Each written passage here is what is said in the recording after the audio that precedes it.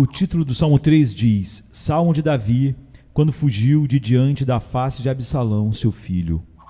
Você se lembrará da triste história da fuga de Davi que, saindo do palácio, na calada da noite, atravessou o ribeiro de Cedron e foi com alguns seguidores fiéis esconder-se por um tempo da fúria do seu filho rebelde.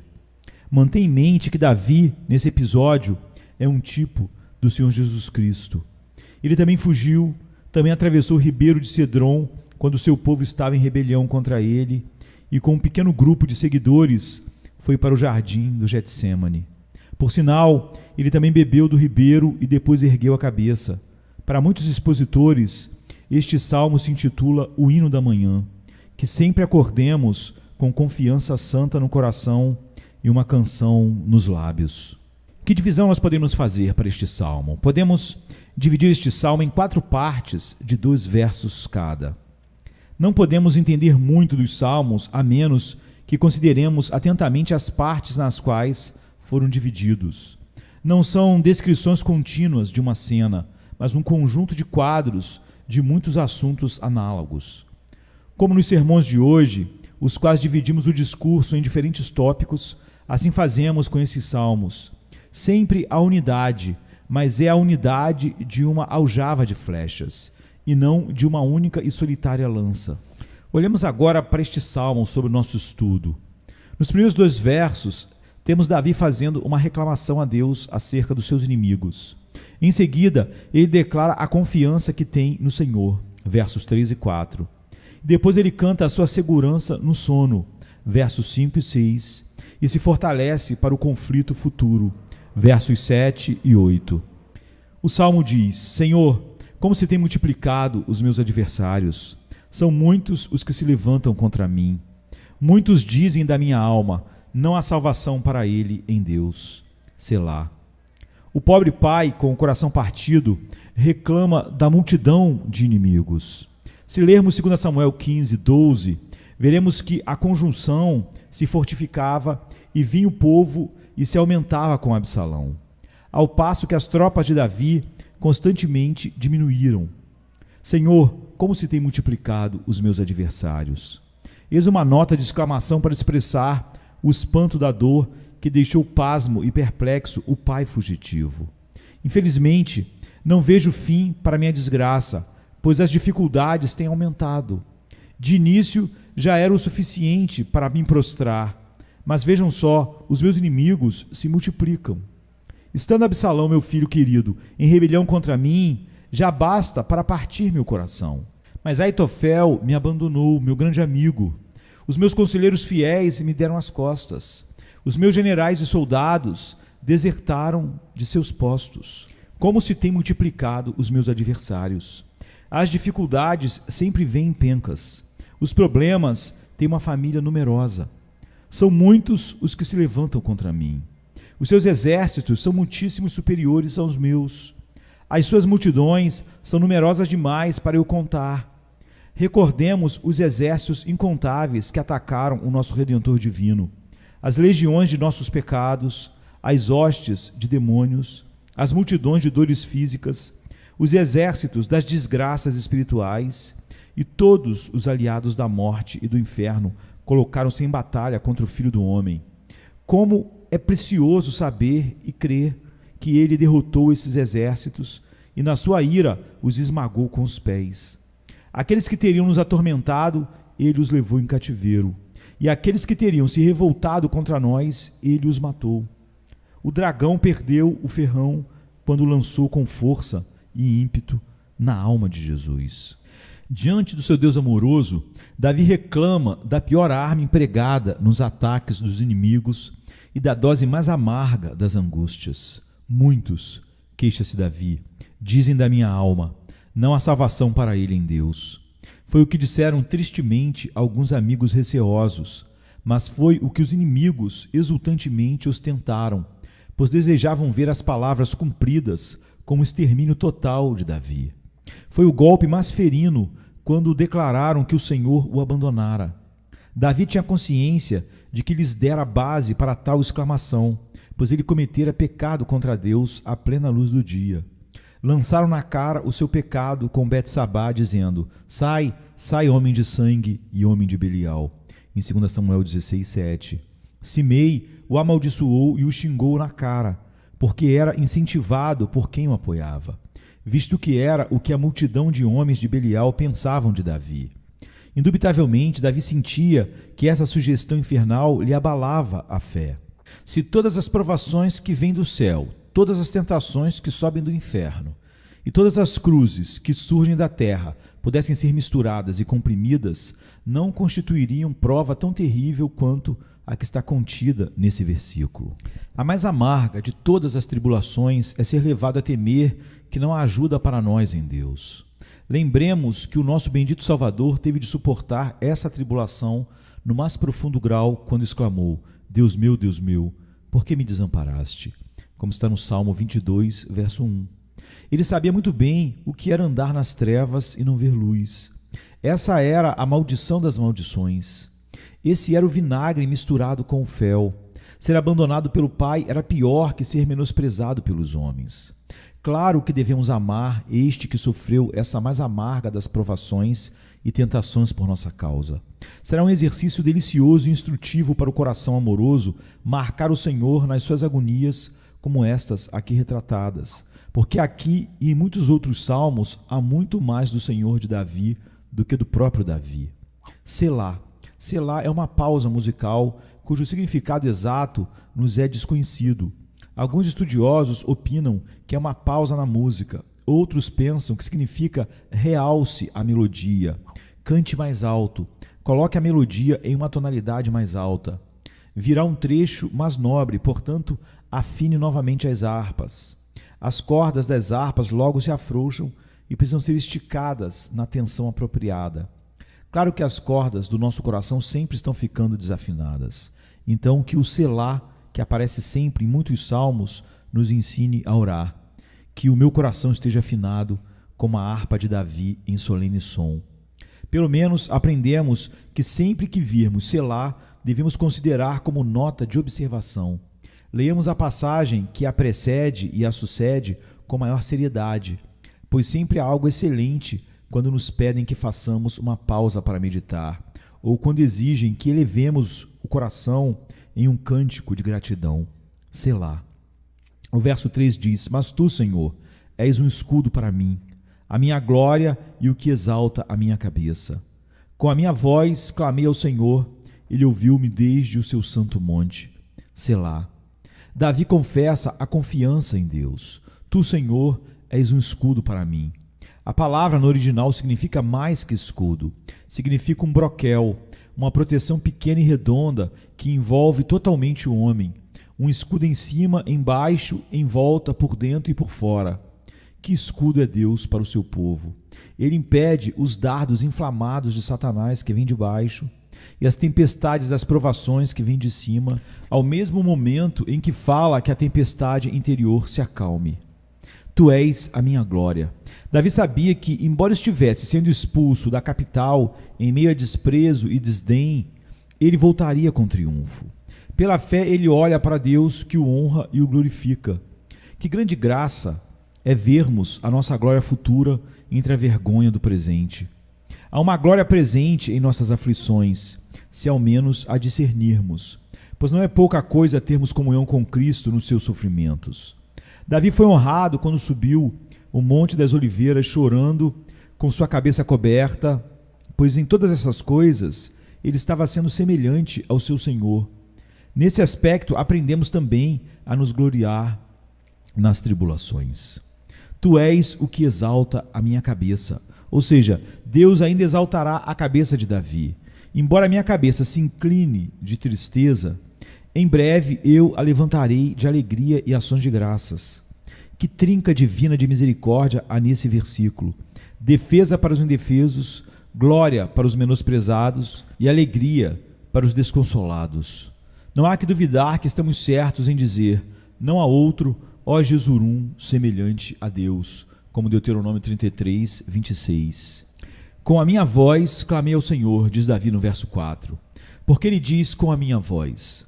Claro que as orações silenciosas são ouvidas, mas os bons descobrem que, mesmo em segredo, eles oram melhor em voz alta do que quando não proferem nenhum som vocal.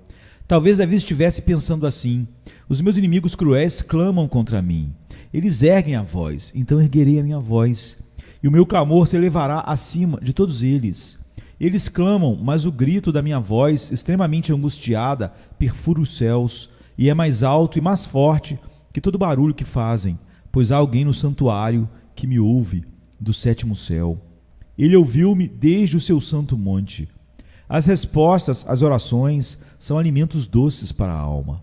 Não precisamos ter medo de um mundo que nos olha com olhar de reprovação e desdém, enquanto estivermos nos alegrando em um Deus que ouve as orações. Temos aqui outro selá. Descanse um pouco, ó crente, sob provação, e dê atenção um ar mais leve. O verso 5 diz: eu me deitei e dormi. Acordei porque o Senhor me sustentou. Não terei medo de 10.000 milhares de pessoas que se puseram contra mim ao meu redor.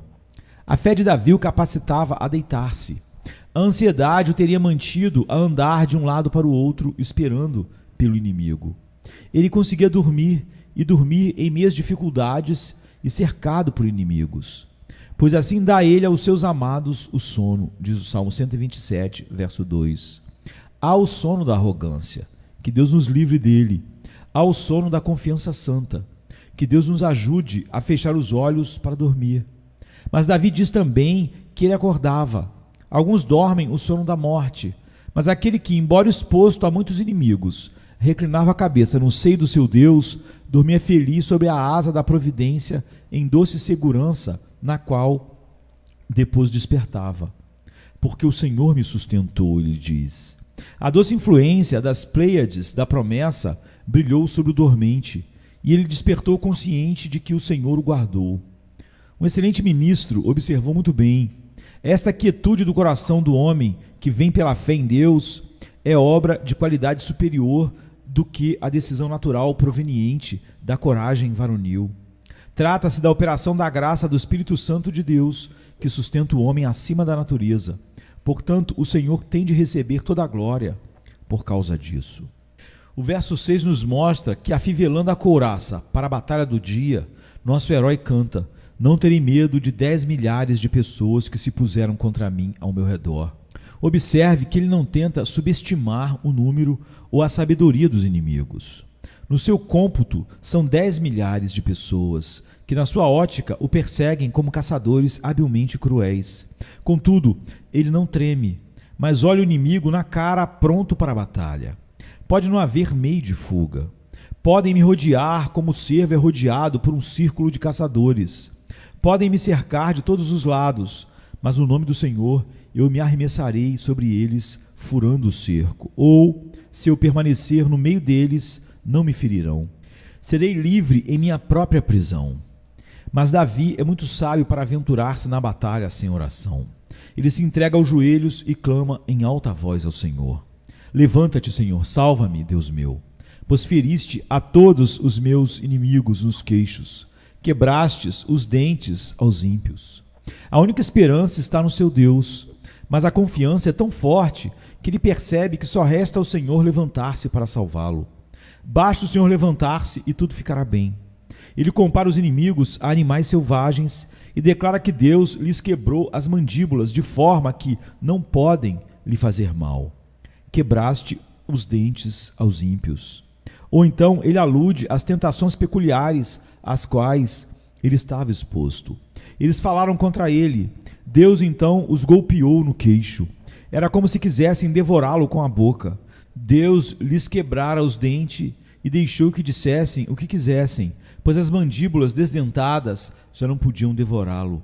Alegre-se, crente, pois você tem de enfrentar um dragão cuja cabeça está esmagada e inimigos cujos dentes foram arrebentados da mandíbula.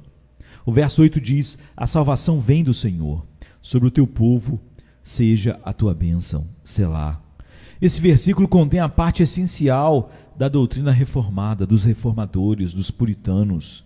Pesquise a Bíblia e, lendo-a com a mente aberta, você ficará convencido de que a doutrina da salvação somente pela graça é a grande doutrina da palavra de Deus.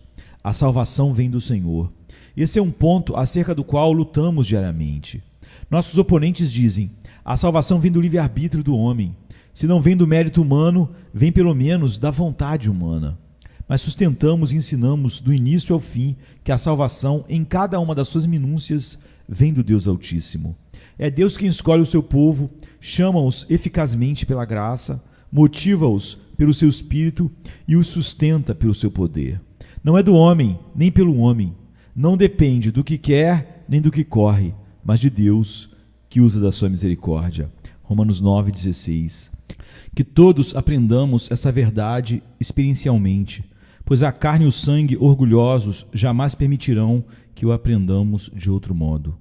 A última frase declara nitidamente a peculiaridade e especialidade da salvação. Sobre o teu povo seja a tua bênção. Nem no Egito, nem em Tiro, nem em Nínive, a bênção do Senhor foi sobre o povo escolhido, comprado pelo seu sangue e amado para sempre. Selá. Eleve o coração e faça uma pausa para meditar nesta doutrina. Sobre o teu povo seja a tua bênção. O amor divino, distintivo, diferenciado, eterno, infinito e imutável, é tema de adoração constante. Pausa, minha alma, neste selá e considera o teu interesse na salvação de Deus. Se pela fé humilde tu puderes ver Jesus como teu pela sua livre graça para contigo, se esta maior de todas as bênçãos estiver em ti, então te levante e cante. Levanta-te, minha alma, adora e maravilhe-te. Pergunta: por que tal amor por mim? A graça me colocou na família do Salvador. Aleluia. Agradeço-te eternamente. Agora olhemos declarações importantes sobre este salmo de grandes teólogos na história da igreja. O título. Com relação à autoridade dos títulos, cabe a nós falarmos com modéstia, levando em conta as opiniões muito opostas que foram oferecidas sobre esse assunto por estudiosos de igual excelência. Nos dias de hoje, é muito comum desprezar tais títulos ou omiti-los, como se tivessem sido adicionados ninguém sabe quando, nem por quem e como, em muitos casos incompatíveis com o tema do próprio Salmo. Agostinho, Teodoreto e outros escritores da igreja cristã primitiva os consideravam parte do texto inspirado. Os judeus ainda continuam fazendo deles parte do seu canto e os rabinos os comentam. Claro que não sabemos quem os inventou ou os colocou onde estão, mas é inquestionável que foram colocados ali desde tempos imemoriais. Constam na Septuaginta, que contém alguns títulos de salmos que estão ausentes no original hebraico. Jerônimo os copiou da Septuaginta. Até onde esse escritor pôde penetrar a obscuridade que ocasionalmente paira sobre os títulos, eles são uma chave direta e muito valiosa para a história geral ou tema dos salmos para os quais são antepostos. Exceto onde foram evidentemente mal entendidos ou erroneamente interpretados, jamais encontrei um único caso no qual a tendência do título e o seu respectivo salmo não coincidem de modo exato.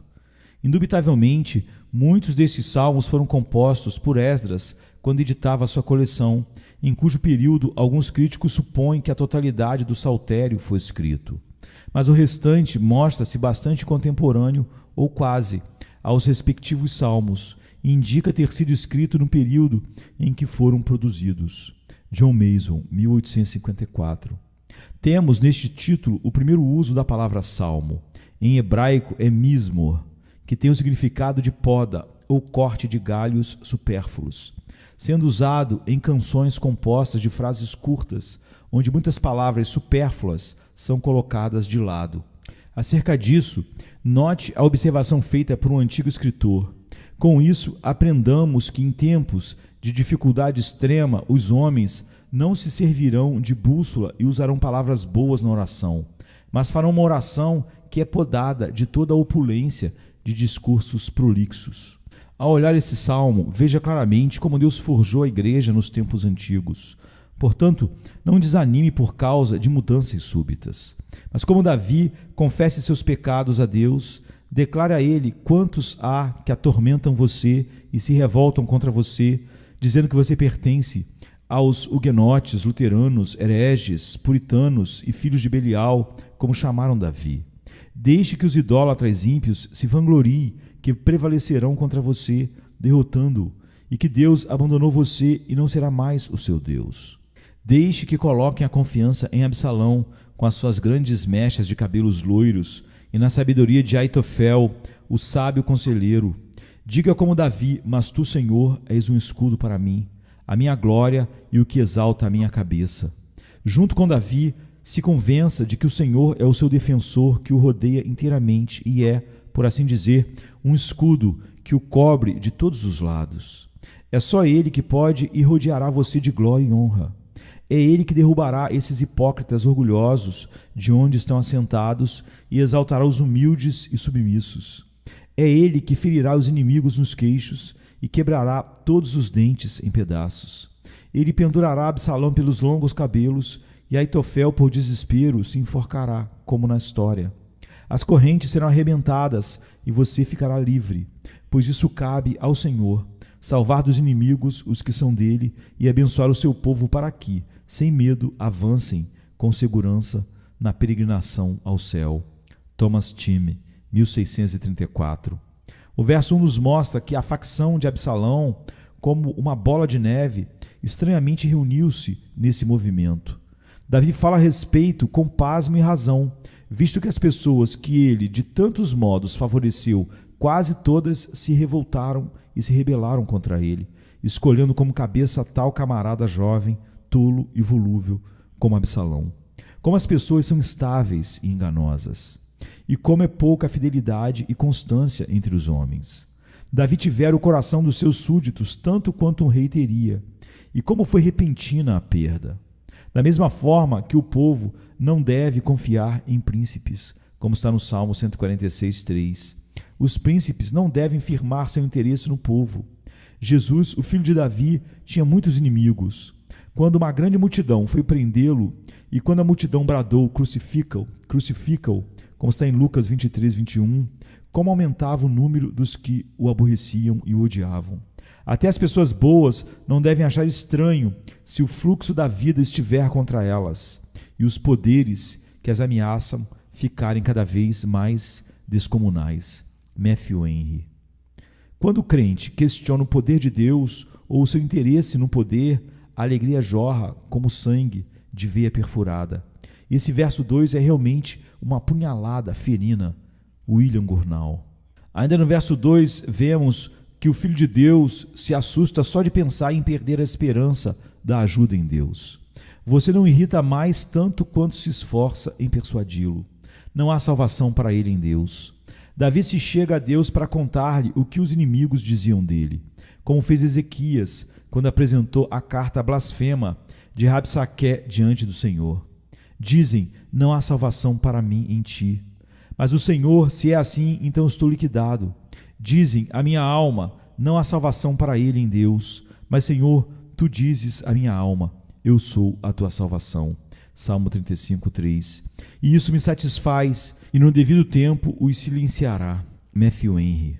Nos versos 2, 4 e 8 nós temos Selá. Muita coisa tem sido escrita sobre essa palavra, cujo significado não se mostra totalmente determinado. No Targum, que é uma paráfrase aramaica, a palavra é traduzida por Almim, que significa para sempre ou pela eternidade. A Vulgata Latina a omite, como se não fizesse parte do texto. Na Septuaginta, ela é traduzida como referência à variação ou modulação da voz do canto. A palavra ocorre 73 vezes nos Salmos e 3 vezes no livro de Abacuque, em Abacuque 3, 3, 9 e 13. Mesmo não sendo traduzida em algumas versões, a palavra original Selá consta em todos os lugares. Só ocorre em textos poéticos e supõe-se ter tido alguma referência ao canto ou melodia poética, sendo um termo musical. Em geral indica uma pausa no sentido, como também no desempenho musical. Frederick Jenius propõe que o significado mais provável desse termo ou nota musical seja silêncio ou pausa, e que, ao cantar as palavras do salmo, servia para orientar o cantor a calar-se, fazer uma pequena pausa enquanto os instrumentos tocavam um interlúdio ou melodia. Talvez seja tudo o que se possa saber hoje sobre o significado da palavra, e basta para satisfazer toda investigação lógica. É provável, se este for o uso do termo, que fosse comum corresponder ao sentido da passagem e fosse inserido onde o sentido tornasse uma pausa satisfatória. Não há que duvidar que se tratasse disso. Mas todo aquele que não estiver familiarizado com as características da notação musical perceberá imediatamente que não devemos supor que se tratava invariável ou necessariamente disso, pois nem sempre as pausas musicais correspondem com as pausas no sentido.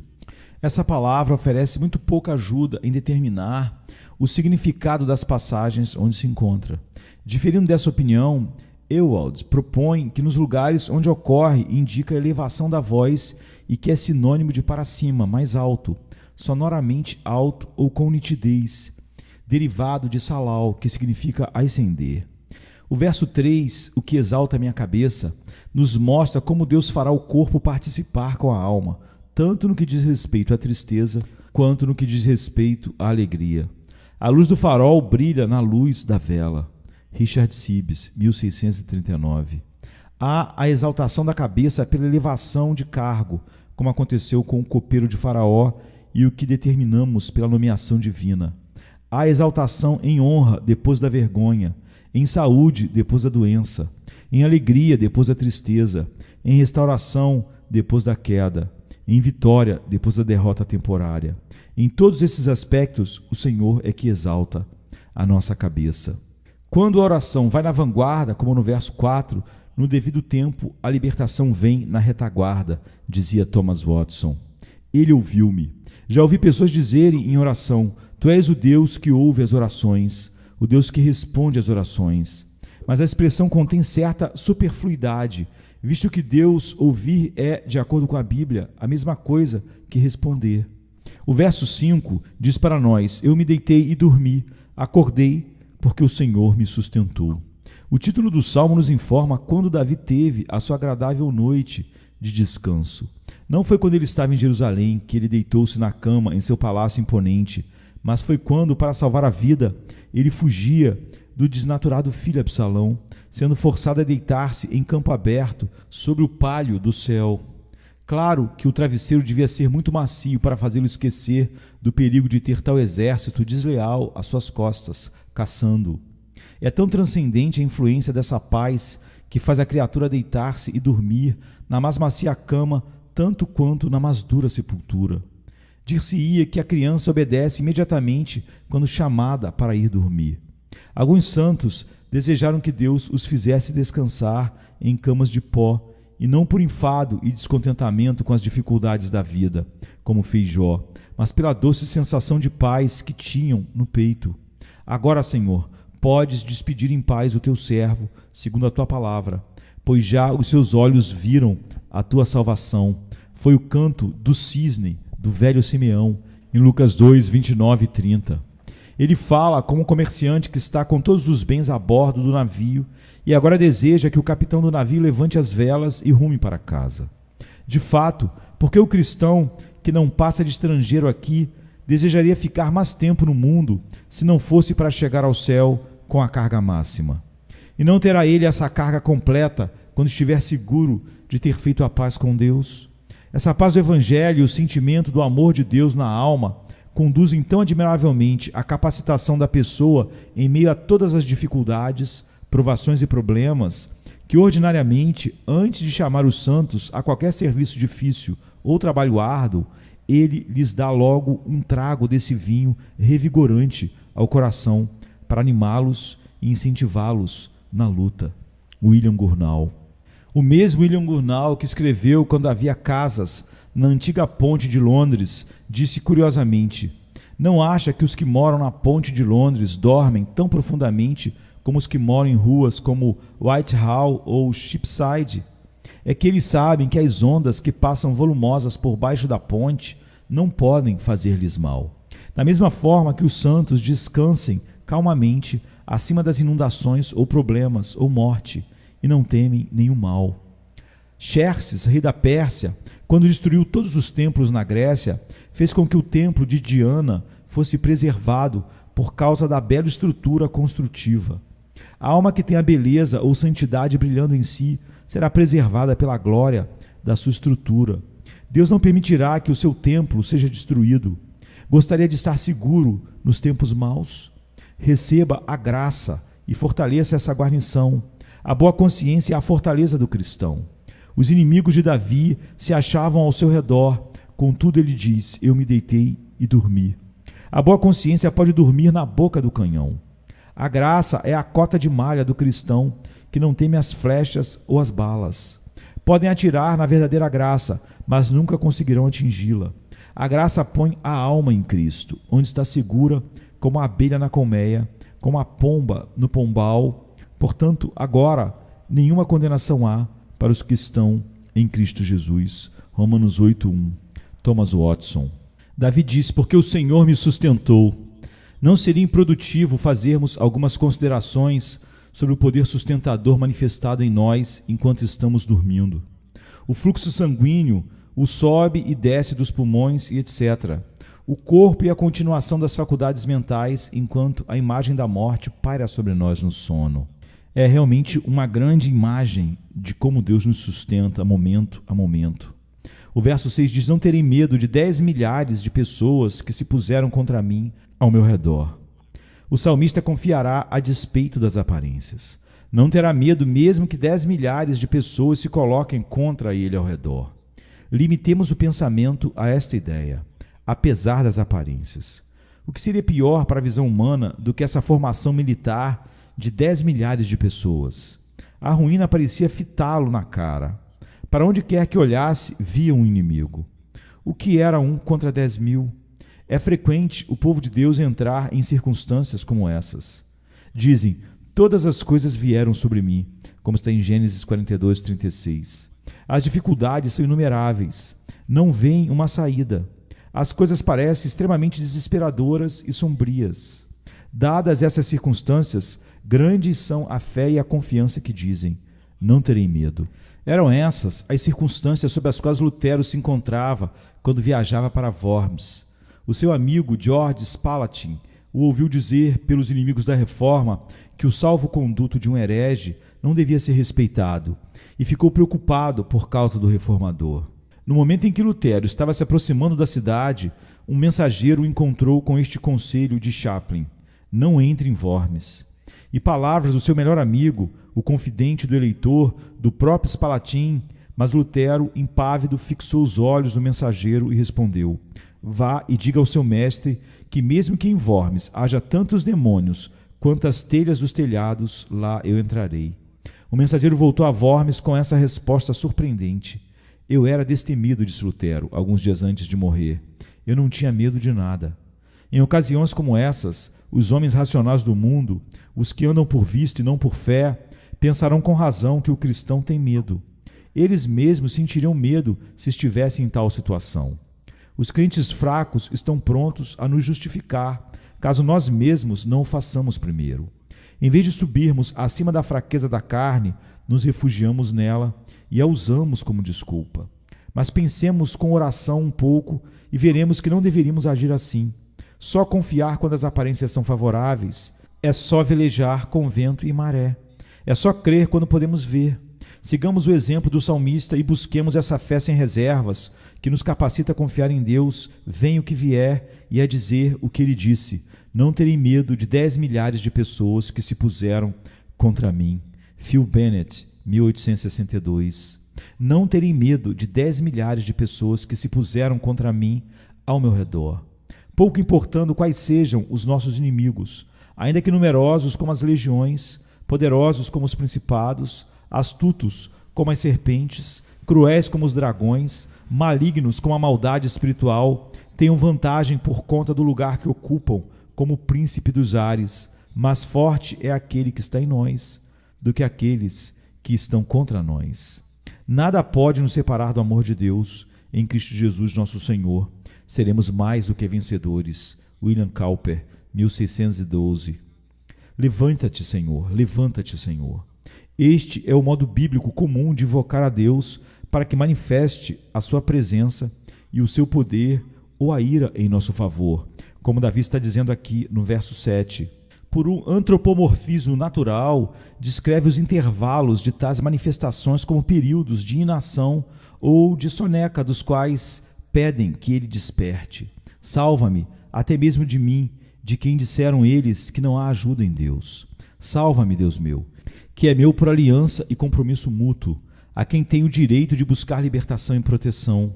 Além disso, essa confiança está garantida por experiência, pois feriste, em outras situações de emergência, a todos os meus inimigos, sem exceção, nos queixos ou na mandíbula, um ato ao mesmo tempo violento e insultante. O verso 7 diz, nos queixos. Pelo visto, a linguagem foi retirada da comparação dos inimigos com animais selvagens. O queixo, a mandíbula, denota o osso no qual os dentes estão fixados, e quebrá-lo é desarmar o animal. Quando Deus se vinga dos ímpios, ele os fere de modo a fazer com que sintam a sua onipotência em cada golpe. Todo o seu poder é exercido em castigar e nada em compadecer-se. Que todo pecador obstinado reflita sobre isso e leve em conta a tremenda ousadia que é pensar ser capaz de lutar com o onipotente. Do Senhor vem a salvação, diz o verso 8. É a passagem paralela de Jonas 2,9. Do Senhor vem a salvação. Em vez de Castor e Pólux, os marinheiros poderiam ter escrito no navio o emblema do Senhor é a salvação. Os ninivitas poderiam ter escrito nas portas da cidade do Senhor é a salvação. Toda a humanidade, cuja causa fora levantada e defendida por Deus contra a dureza do coração de Jonas, poderia, no final de contas, ter escrito nas palmas das mãos do Senhor vem a salvação. É o argumento de ambos os testamentos, o apoio e o sustento do céu e da terra. Ambos afundariam e todas as suas juntas seriam desconjuntadas, caso a salvação não viesse do Senhor. Os pássaros não cantam outra melodia, os animais do campo não soam outra voz que não seja solos Jeovai, que significa a salvação é do Senhor. Os muros e fortalezas das portas do nosso país, de nossas vilas e cidades, as trancas de nossas casas, a melhor proteção para a cabeça que um capacete de aço, a melhor receita para o corpo do que a manipulação de remédios, a melhor quitação para a alma do que as absolvições de Roma, é solos Jeovai. A salvação é do Senhor. A salvação do Senhor abençoa, preserva, sustenta tudo o que temos. A cesta, a despensa, o azeite dos jarros, as prensas, as ovelhas dos apriscos, os estábulos, as crianças no útero, as mesas, os cereais no campo, os depósitos, os armazéns. Não é a virtude das estrelas, nem a natureza de todas as coisas em si que dão a existência à continuação dessas bênçãos. E o que mais direi? Como perguntou o apóstolo em Hebreus 11:32, quando ele falara muito e havia muito mais a dizer, mas lhe faltava tempo. Mas exatamente, e o que mais não direi? Porque o mundo é o meu teatro nesse momento. E não penso nem posso fingir para mim mesmo qualquer coisa que dependa dessa aclamação. Do Senhor é a salvação. Plutarco escreveu que os anfictiões da Grécia, que são um famoso conselho formado por 12 pessoas diversas, escreveram sobre o templo de Apólio Pítio e não sobre a Ilíada de Homero ou as canções de Píndaro, discursos longos e enfadonhos, discursos curtos e comemorativos como conhece-te a ti mesmo, usa de moderação, cuidado com a fiança e outros semelhantes. Indubitavelmente, embora cada criatura no mundo e da qual nos servimos nos seja um tratado e narração sobre a bondade de Deus, e possamos cansar a carne e passar dias escrevendo livros sobre esse assunto inexplicável, essa curta máxima de Jonas engloba tudo e fica ao término do cântico, como os altares e pedras que o patriarca estabeleceu ao partir de viagem para dar ciência ao além-mundo, por quais meios ele foi liberto. Eu pregaria todos os dias nos templos, cantaria nas ruas, escreveria nos batentes das portas, pintaria nas paredes ou talharia com uma ponta duríssima nas tábuas dos nossos corações, para que jamais esqueçamos que a salvação vem do Senhor, é do Senhor. Temos necessidade de tais recordações para nos manter no hábito de meditar nas misericórdias de Deus, pois nada declina mais cedo que o amor de todas as faculdades da alma. A memória é a mais delicada, terna e frágil, sendo a primeira a envelhecer. E de todas as apreensões da memória, a primeira é o benefício. E o verso 8 diz: sobre o teu povo seja a tua bênção. Os santos não são só abençoados quando são compreensivos, mas também quando são viajantes. São abençoados antes de serem coroados. Este parece um paradoxo para a carne e o sangue. Aquele que é repreendido e difamado é, contudo, abençoado. O homem que olha os filhos de Deus com olhos carnais e vê como são afligidos, vê como o barco no Evangelho de Mateus que estava coberto pelas ondas, como está em Mateus 8:24, pensaria que eles estavam longe de serem abençoados. Paulo faz uma lista detalhada dos seus sofrimentos, dizendo, por exemplo: 3 vezes fui açoitado com varas, 1 vez fui apedrejado, 3 vezes sofri naufrágio. 2 Coríntios 11, 24 e 26. Esses cristãos de primeira magnitude, dos quais o mundo não era digno, experimentaram escárnio e açoites, e até cadeias e prisões. Foram apedrejados, cerrados, tentados, mortos a fio de espada, como diz Hebreus 11, 36 e 37. O quê? E todos estes eram abençoados durante o tempo em que sofriam? O homem carnal pensaria que se isso é ser abençoado, então que Deus o livre disso.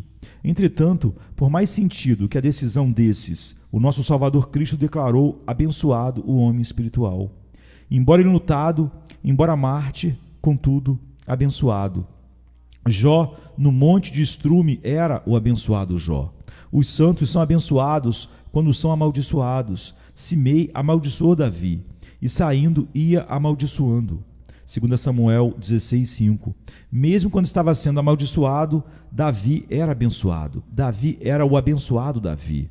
Os santos, mesmo sendo feridos, são abençoados. Não só serão abençoados, mas são abençoados. Bem-aventurados os que trilham caminhos retos, diz o Salmo 119:1. Sobre o teu povo esteja a tua bênção, diz o Salmo 3, verso 8. Thomas Watson. Agora quero deixar algumas sugestões para a meditação. No verso 1, os santos cantando suas aflições ao Senhor. 1. A maneira certa de fazer. 2. A maneira apropriada de falar.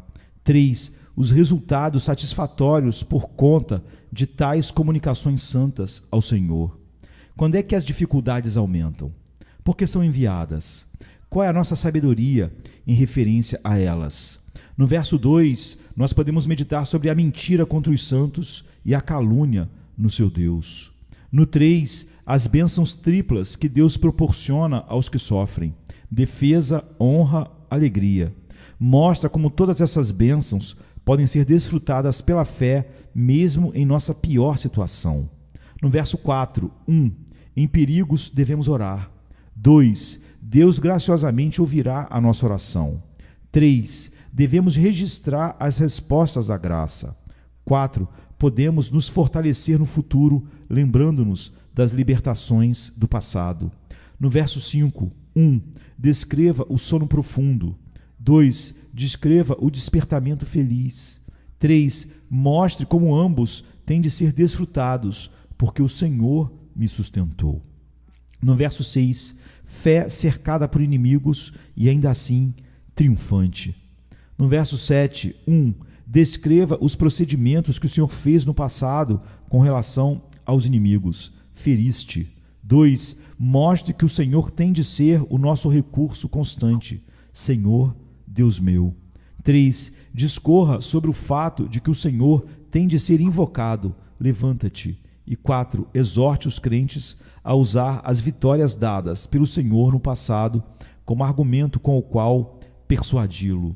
E o verso 7 ainda nos diz: feriste a todos os meus inimigos nos queixos, quebraste os dentes aos ímpios. Os nossos inimigos são inimigos derrotados, leões desdentados. No verso 8, a salvação vem do Senhor. A salvação de Deus é de Deus do início ao fim. Sobre o teu povo seja a tua bênção, finaliza ele. Eles eram abençoados em Cristo, por Cristo, e serão abençoados com Cristo. As bênçãos estão nas pessoas, consolações, tribulações, trabalhos, famílias, fluem da graça, são desfrutadas pela fé e são prometidas por juramento divino. Amém, queridos? Amém. Venha se cansado estás e eu descanso.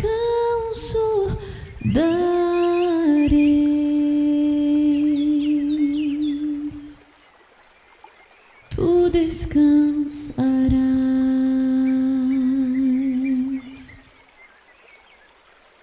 Vem a mim se não tens paz, e eu darei paz sem fim. Terás paz sem fim. O meu jugo é leve, o meu fardo graça dá. Tome tua cruz, te darei a paz.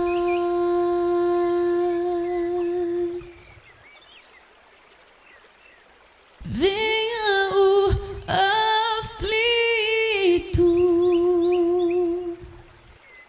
e lhe darei paz, minha paz darei.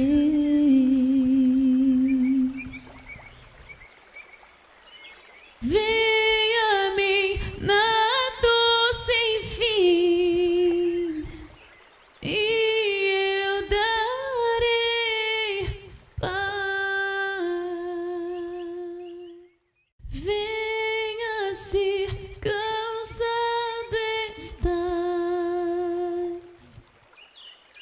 e eu descanso darei.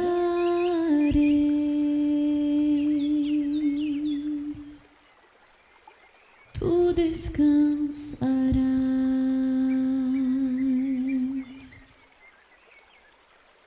Venha a mim se não tens paz, e eu darei paz sem fim. Terás paz sem fim. O meu jugo é leve, o meu fardo graça dá. Tome tua cruz, te darei a paz.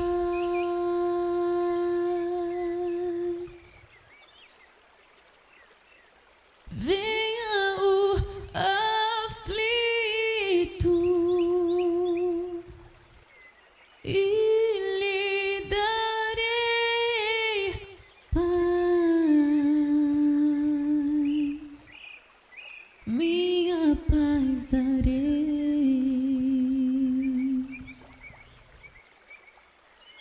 Venha a mim na dor sem fim, e eu darei paz, darei minha